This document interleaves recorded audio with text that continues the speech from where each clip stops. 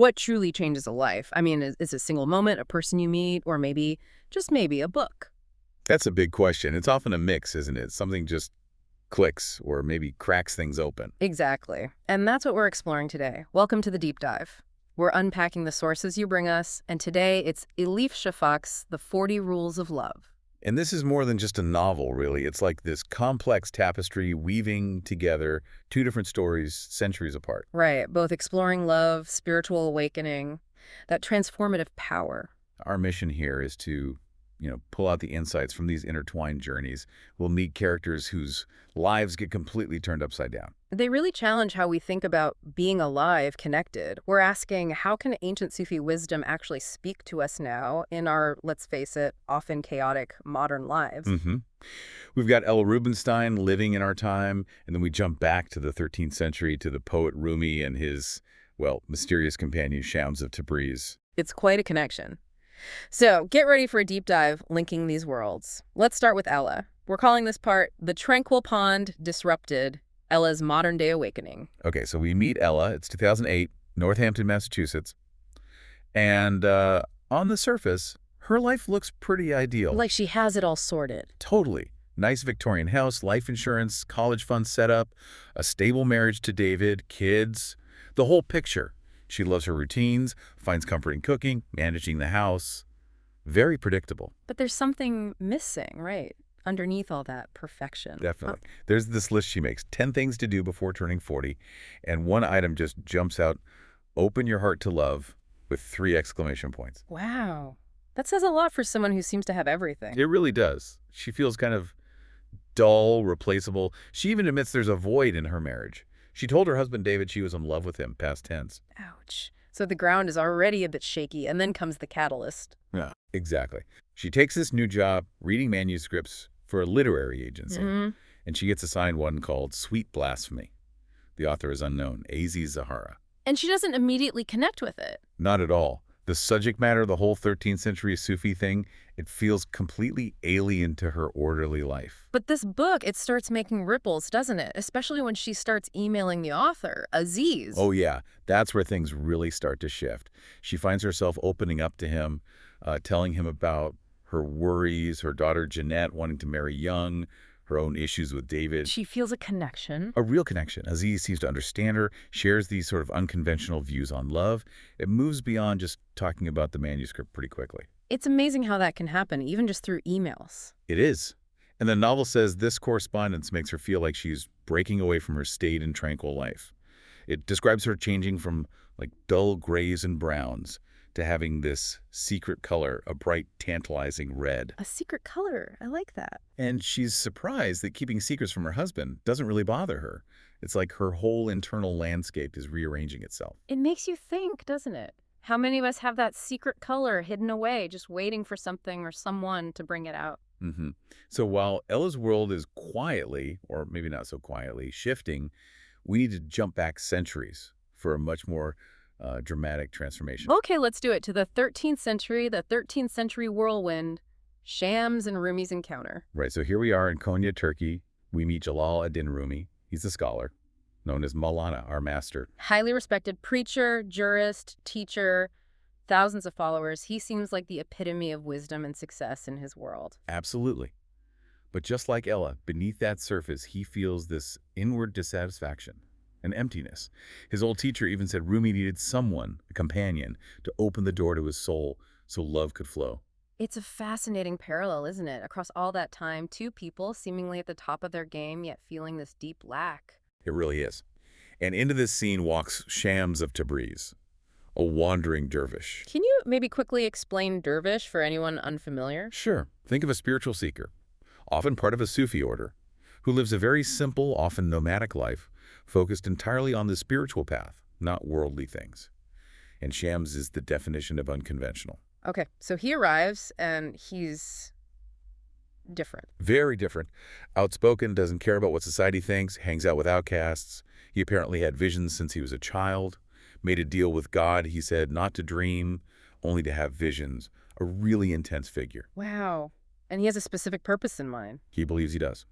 His mission, as he sees it, is to find Rumi, this already enlightened scholar, and basically take him to the next level. To open his heart fully to love, he's looking for a true companion. So he seeks Rumi out specifically. Yes, but it's interesting, his own teacher, Baba Zaman, was hesitant to let him go. He kept delaying Shams' trip to Konya, partly because he cared for Shams, partly maybe sensing the danger of the disruption Shams would cause. That adds another layer. And this idea of sweet blasphemy, the title of Aziz's manuscript, that comes from Shams. It does. It's explained through this story Shams tells about Moses and a simple shepherd. The shepherd is praying, but his words sound, well, blasphemous to Moses, like offering to delouse God or mend his sandals. Things you wouldn't normally say. Exactly. Moses scolds him. But then God apparently tells Moses, essentially, you turned away my servant. I don't care about the words. I look at the heart. His blasphemy was sweet to me. So sincerity trumps dogma. That's the core message. God looks deep into our hearts. It really challenges our own tendencies to judge by appearances or, the correct way of doing things. Which leads us to their actual meeting. Yes, the fateful encounter in Konya. Rumi had been having these dreams about a dervish with flaming fingers. Then he meets Shams, and it's instant. A silent bow, this deep recognition between them. And Rumi bows first to Shams. He does, which, for a scholar of his stature to bow to this unknown wanderer, it was shocking to everyone who saw it. It signaled everything was about to change. A huge symbolic moment. And Shams brings his rules. The 40 rules of the religion of love. They're woven throughout the novel. One key rule, especially for Rumi, is the path to the truth is a labor of the heart, not of the head. Make your heart your primary guide, not your mind. That must have been incredibly challenging for Rumi, the great intellectual. Absolutely. Another rule says God is not confined in a mosque, synagogue, or church. There is only one place to look for him, in the heart of a true lover. It breaks down barriers between religions. Right. He tells this story about 4 travelers, a Greek, an Arab, a Persian, a Turk, all arguing about what to buy.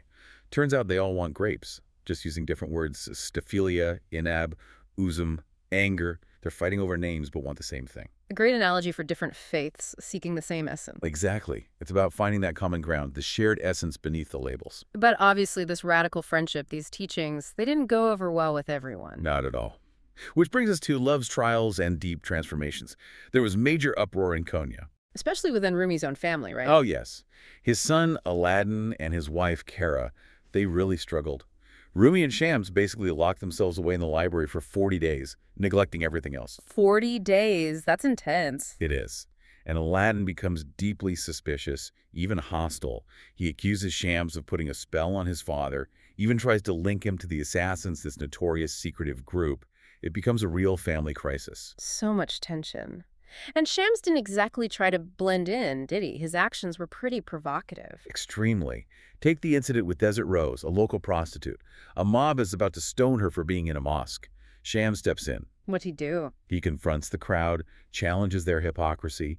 He says something like, filth is inside, not outside. Only love will purify your heart. Then asks them if they despise her or secretly desire her. He throws their judgment right back at them. Wow.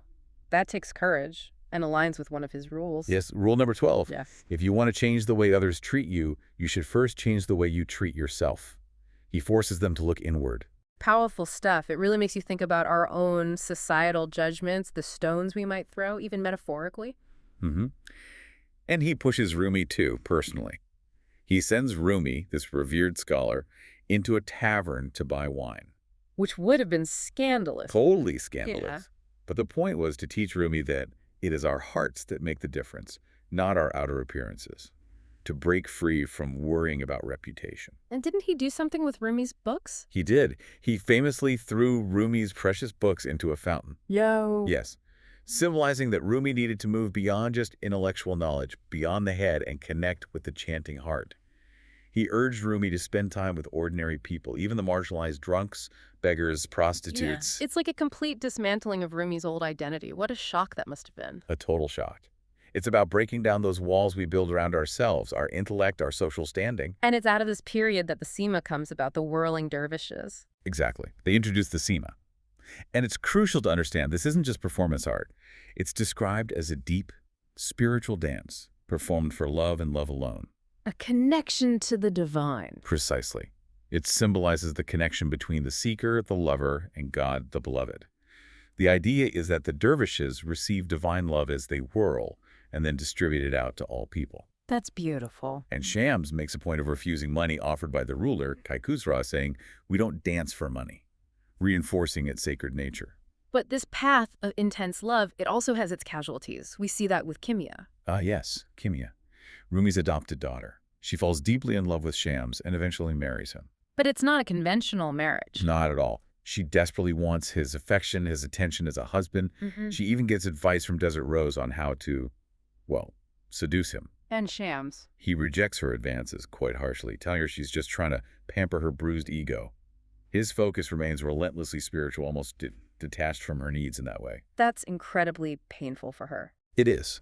She becomes heartbroken, falls ill, and eventually dies. The novel describes her finding release in a river of pure non-existence. What does that mean exactly? Pure non-existence. It's a profound mystical concept.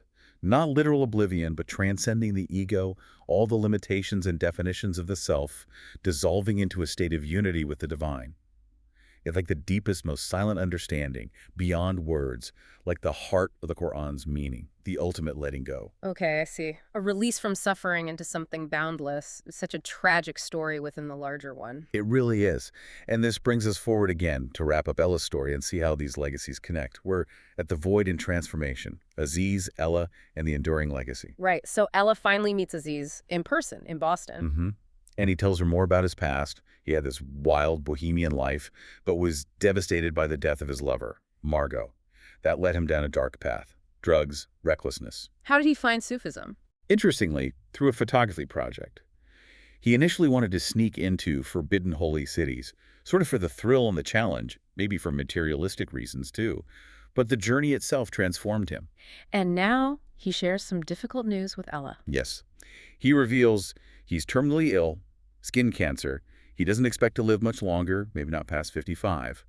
He calls this final stage his encounter with the letter I in the word Sufi. The letter I, what's the significance there? It's about moving from the study of Sufism, the external knowledge, to the internal personal experience, the I. It's no longer theoretical. It's his direct, intimate confrontation with his own life, death, and faith. It's deeply personal now. From the Suf to the Suf. Got it. That makes sense. Yeah. So he can't promise Ella a future, obviously, not in Amsterdam where he lives or anywhere. But the connection is still incredibly strong. Undeniable. She feels this overwhelming pull toward him, this desire to just surrender to the connection. She realizes she loves him, the man, not just the writer or his ideas. Even without a physical relationship in that hotel room. Right. Their connection is described as profoundly spiritual, yet she feels it's the sexiest feeling she had ever experienced. It transcends the usual categories. She's found a love that mirrors Rumi's unconventional, boundary-breaking connection with Shams. The parallels are really striking, and as Ella is facing this intense personal choice, the climax of the historical story unfolds back in Konya. Yes, the tragic end for Shams. A plot forms to kill him, involving Rumi's resentful son, Aladdin, and a figure named Baybars. And Shams knows it's coming. He seems to. He talks about Rule 37. God is a meticulous clockmaker. Everything on earth happens in its own time, neither a minute late nor a minute early. For each, there is a time to love and a time to die. It's this calm acceptance of destiny. Incredible acceptance in the face of death. He's ultimately attacked, stabbed, and his body is thrown into a well. And this loss absolutely devastates Rumi. Completely. But it also transforms him. In his grief, Rumi, who actually used to dislike poetry, starts spontaneously composing verses. He becomes the voice of love. This is when he creates his most famous work. Exactly. He begins dictating the Mathnawi, this enormous foundational work of Sufi poetry and wisdom. He becomes known as the Sultan of Language, but he insists the poems aren't his. He's just a channel. So the deepest love, the deepest heartbreak, unlocked this incredible creative and spiritual power in him. It truly did. It shows how transformation can come from immense pain, and the novel stresses this idea of continuity through Rule 39. While the parts change, the whole always remains the same. Meaning that the essence endures. For every Shams that dies, perhaps another like him, another link in the chain of hearts is born somewhere else. Names change, forms change, but the core truth, the essence of love, carries on. Which brings us back to Ella one last time. Yes, Aziz dies, fittingly, in Konya, Sham city. His funeral is described as this wild, eclectic celebration of his life. And Ella is there. Left with grief, but also change. Profoundly changed. Her daughter Jeanette calls, asks if she's coming home. Ellie has no money, no job, her old life is gone, but she's different. She reflects on the final rule, Rule 40. Which is, A life without love is of no account. Don't ask yourself what kind of love you should seek. Divisions only lead to more divisions. Love has no labels, no definitions. It is what it is, pure and simple. wow. And she chooses not to go back to the old life, the old labels. She embraces this unknown future, guided by this transformative love she's experienced. So we've traveled across centuries, haven't we? From Ella's quiet suburban life beginning to unravel to Rumi's world being completely overturned by Shams. Two very different paths, yet both driven by this powerful, unpredictable force of love, embodied by Shams and, in his own way, by Aziz. It's a stark reminder that real transformation often isn't neat or comfortable. It definitely isn't. What a journey unpacking this book has been. The 40 Rules of Love really pushes us to think about our own lives, doesn't it? About self-discovery, about change. It asks us to look past the labels, the expectations, maybe listen more closely to our own hearts. It encourages us to examine our own tranquil ponds and wonder, what happens if we let the ripples come? So, thinking about your own life, what assumptions are you holding on to that maybe need a little sweet blasphemy to shake them up? Yeah, that's a good question to sit with. And here's a final thought to leave you with. If Shams is right, if God is a meticulous clockmaker, and everyone has their time to love and time to die, what does that actually mean for how we live right now? How does accepting both the joy and the pain as part of this divine timing change how you see your own story unfolding today?